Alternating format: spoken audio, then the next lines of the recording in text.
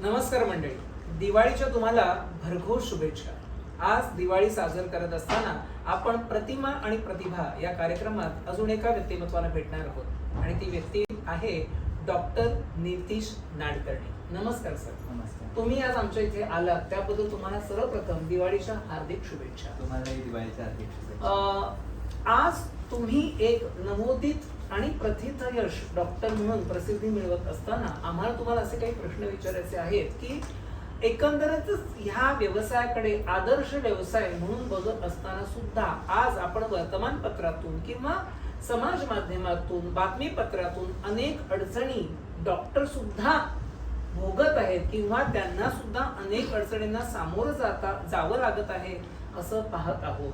मग याचे तुम्ही सुद्धा एक घटक बनले आहात का, असा पहिला प्रश्न मला तुम्हाला विचारावा वाटतो. कारण की सामान्य नागरिक आज अनेक पद्धतीने आक्रमक झालेला आहे आणि तो डॉक्टरांना सुद्धा सतावू लागलेला आहे.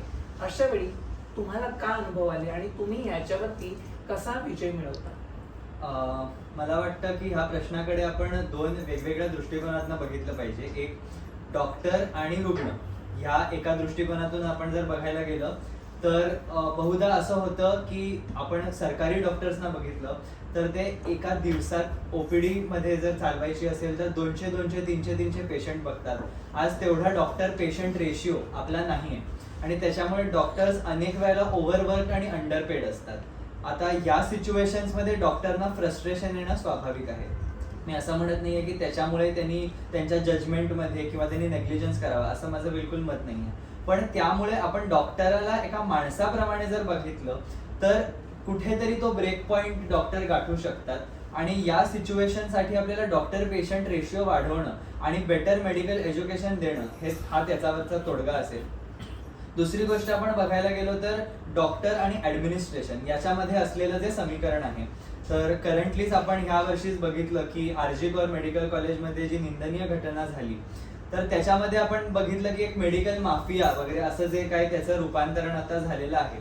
पण जो बेसिक मुद्दा राहिला की ऑन ड्युटी डॉक्टरवर होणारा अत्याचार, तर ह्याच्यामध्ये ऍडमिनिस्ट्रेशननी सेक्युरिटी आम्हाला जास्त देणं हे काही बेसिक गोष्टी आहेत की पेशंट हे चिडून येणार आहेत. अर्थात मी त्यांचं चिडणंही समजू शकतो. काही अर्थी त्यांचा कोणता तरी रुग्णाचा नातेवाईक असेल तर तो चिडणार जर रुग्ण दगावला तर आम्ही देव नाही, आम्ही माणसं आहोत आणि आम्ही दरवेळेला 100% कोणताही डॉक्टर तुम्हाला खात्री देऊ शकणार नाही की हा पेशंट वाचेलच किंवा वाचणार नाही याची.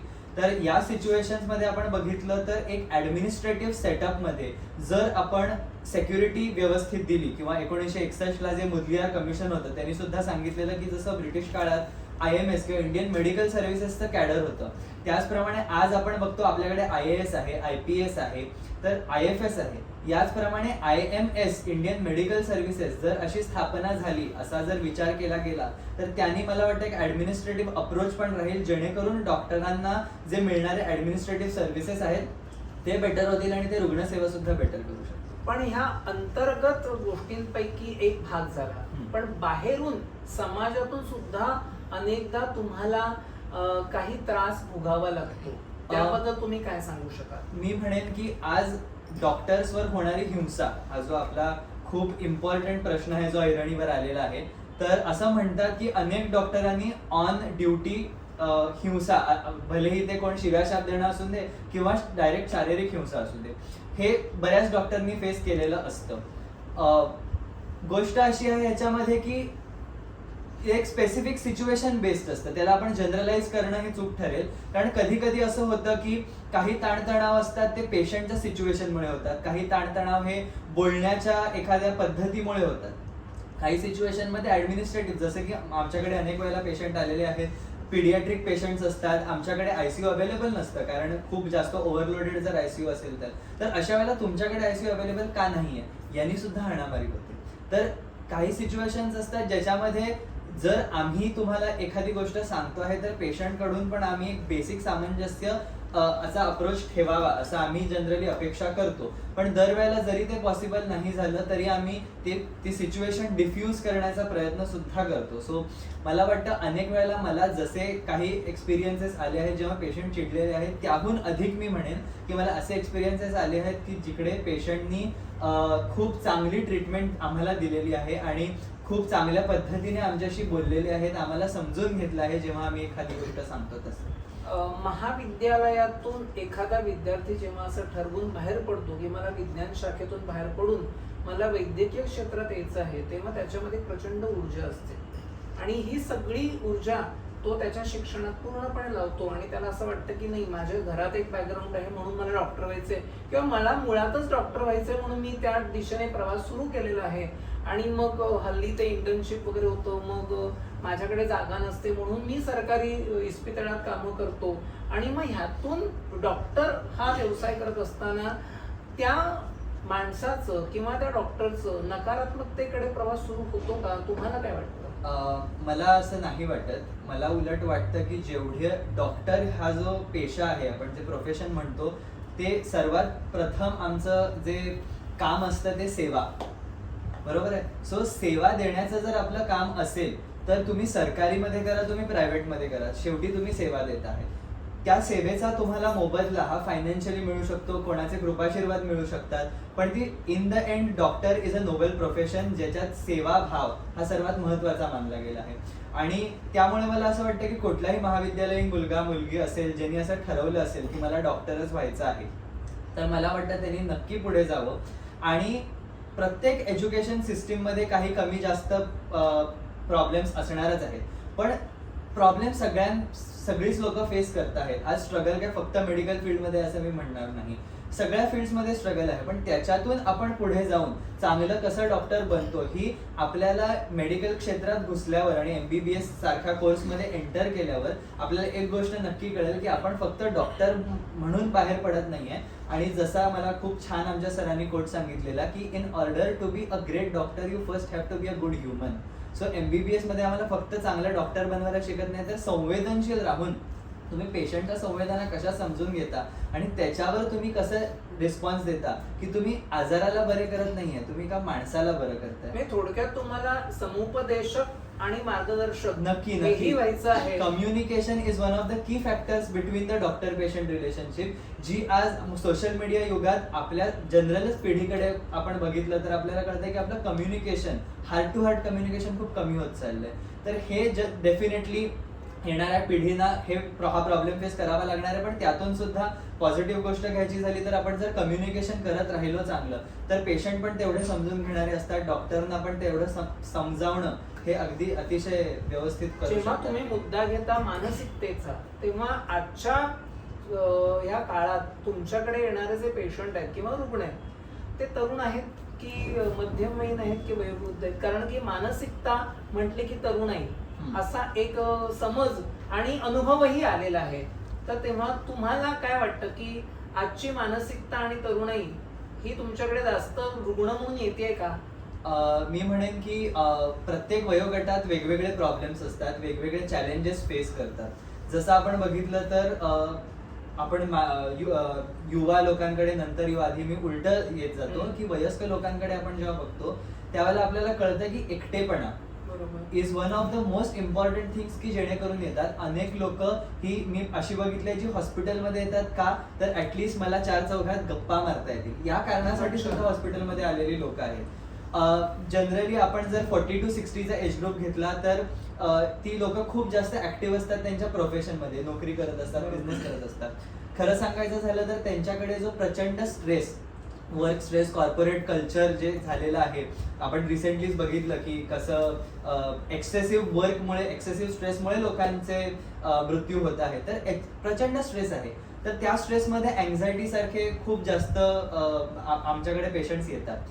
आणि जर आपण तरुणाईकडे बघितलं तर तरुणाईकडे बेसिकली असं आहे की त्यांचा शाप आणि वरदान हे त्यांचं तारुण्य आहे. बरोबर. की त्याच्यामध्ये होतं असं आहे की ते तरुण आहेत, त्यांच्याकडे प्रचंड ऊर्जा आहे, प्रचंड उर्मी आहे, पण ती चॅनलाइज कुठे करायची?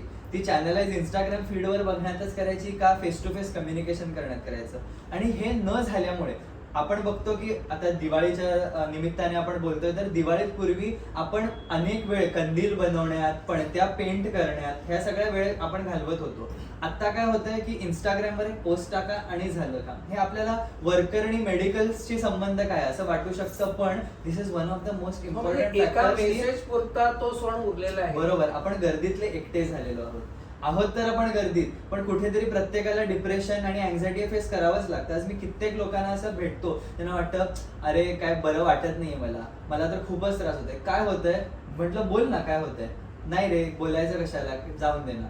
हे जे कम्युनिकेशन गॅप आहे की आपल्याला एकमेकांशी बोलावंसंच वाटत नाहीये. आणि हा मला वाटतं सर्वात प्रमुख मानसिकतेचं जे कारण आहे की आपण कम्पेअर करत बसतो. किंवा आपण बोलतो तर ते समाज माध्यमातून किंवा प्रसार माध्यमातून बोलतो, असं प्रत्यक्ष आपण बोलत एक्झॅक्टली. नाही. आपण एक फोटो टाकतो, पण आपली जी भाषा शैली आहे ती अशी झालेली आहे की इव्हन ज्याला आपण व्हर्बल कम्युनिकेशन असं एक्झॅक्टली. म्हणतो. इव्हन ॲज अ डॉक्टर जेव्हा पेशंट माझ्याकडे येतात त्यांना मी विचारतो, तर मी बघितलं की जी 40 to 60 किंवा जी वयस्क लोक असतात ती अतिशय व्यवस्थितपणे त्यांचा प्रॉब्लेम समजावू शकतात, पण तरुण लोक त्यांना काय होतंय नक्की हे सांगूच नाही शकत. ते स्वतःच कन्फ्युज असतात की बाबा मला नक्की काय होतंय, कळतच नाही त्यांना, सांगूच शकत नाही ते. मग आता एखाद्याला डिप्रेशन असेल, अँझायटी असेल, आम्हाला पण डायग्नोसिस करणं कठीण जातं, तेव्हा नक्की ह्याला होतं काय, तर मग त्यांच्याकडून काढून म्हणजे बऱ्याचदा असं तुम्हाला अनुभव आलाय का की त्यांचे हे आजार खरं तर शारीरिक नाहीच, हे मानसिकच आहे? मी म्हणेन की शारीरिक आणि मानसिक आजार, म्हणजे आम्ही तर डिफरंट डिपार्टमेंट्समध्ये काम करतो, तर त्याच्यामुळे मी असं म्हणेन की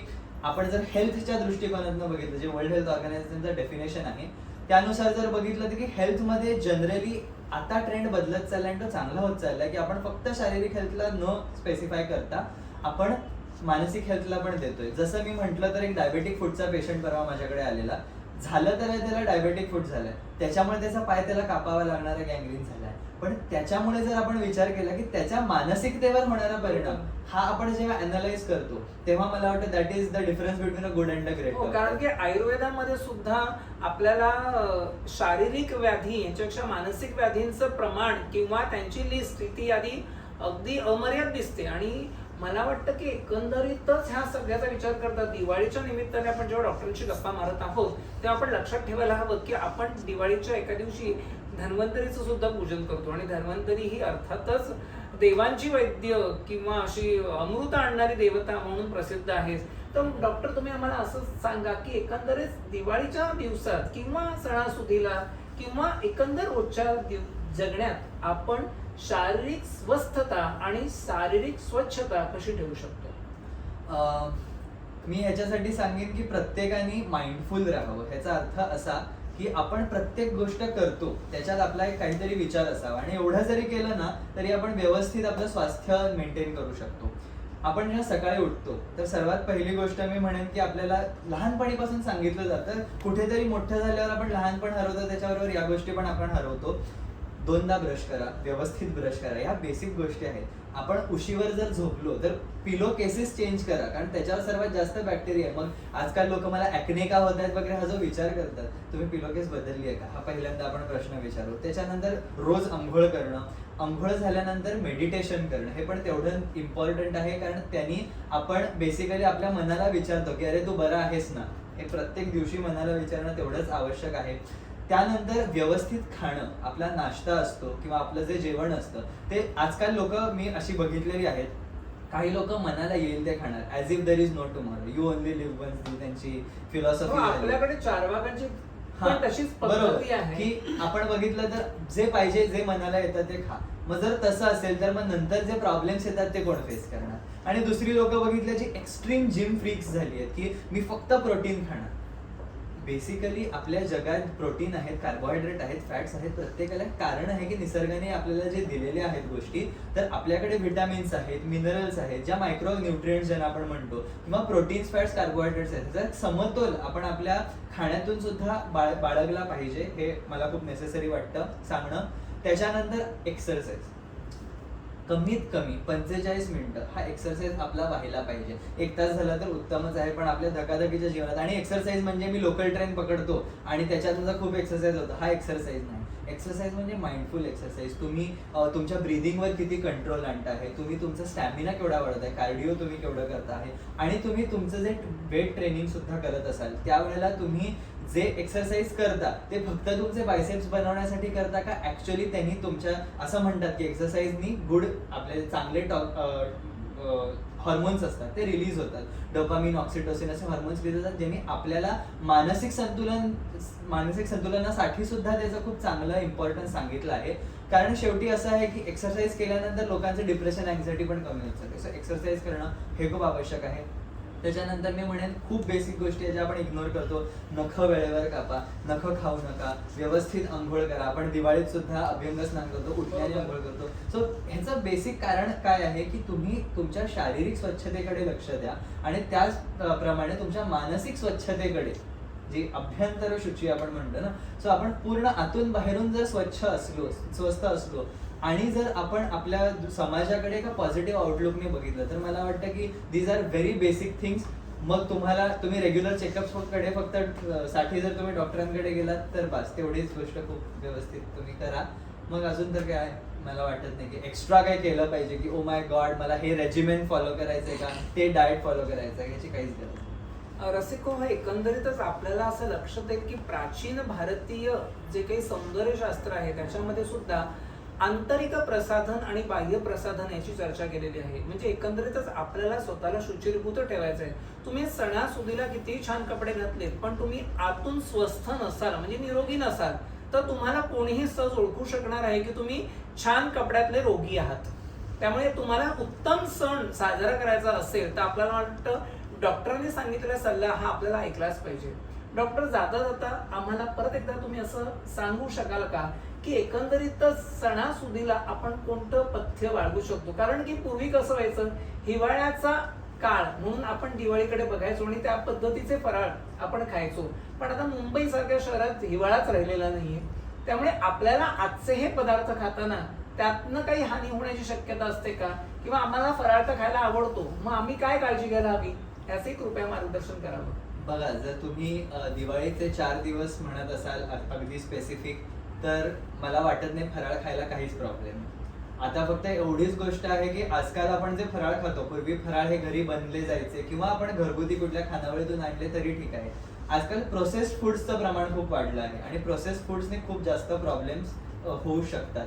तर त्यामुळे जर अनप्रोसेस्ड फूड्स असतील, जर तुम्हाला तुमच्या लोकली सोर्स किंवा लोकल खानावळीतून जर कुठले फराळ मिळत असेल किंवा घरी बनवत असाल तर बेस्ट.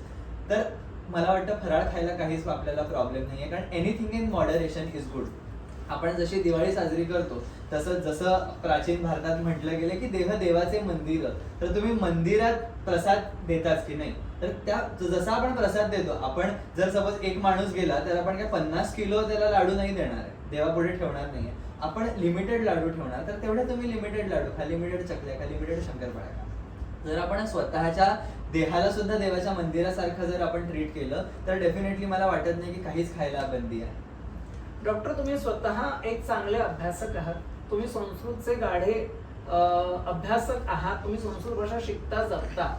आजच्या आमच्या या रसिकांना तुम्ही संस्कृत भाषा शिकण्यासाठी कसं प्रोत्साहन द्याल? मला असं वाटतं की तुम्ही संस्कृत भाषेकडे एक पुरातन प्राचीन भाषा हे बघण्यापेक्षा आजची नवीन भाषा आहे असं जर बघितलं, त्या भाषेला तुम्ही फक्त दर्जा ही देवतांची भाषा आहे आणि त्याच्यामुळे ह्यात फक्त आपण वेद, उपनिषद याच गोष्टी न लिहिलेल्या असून जे पूर्ण समग्र साहित्य बघितलं तर जे नवीन नवीन साहित्य लिहिलं गेलं आहे आणि अजून लिहिलं जात आहे, या दृष्टिकोनातनं बघितलं. आणि जसं लुडविग विटगेन्स्टाईन नावाच्या एका माणसाने असं सांगितलं आहे की भाषा आपण जशी दुसऱ्यांची शिकतो तशीच त्याबरोबर त्याचे विचार शिकले जाऊ शकतात. तर संस्कृत ही एक निव्वळ भाषा नसून ती एक संस्कृती आहे. तर आपण जर त्या विचारांचं जतन केलं तर आपण आपल्या प्राचीन भारताचं जर जतन होईल त्यानुसार, आणि जर सपोज प्राचीन भारताचं जतन झालं तर आपण आपल्या भूतकाळातनं आपल्या भविष्याकडे व्यवस्थित वर्तमानातून वाटचाल करू शकू असं मला वाटतं.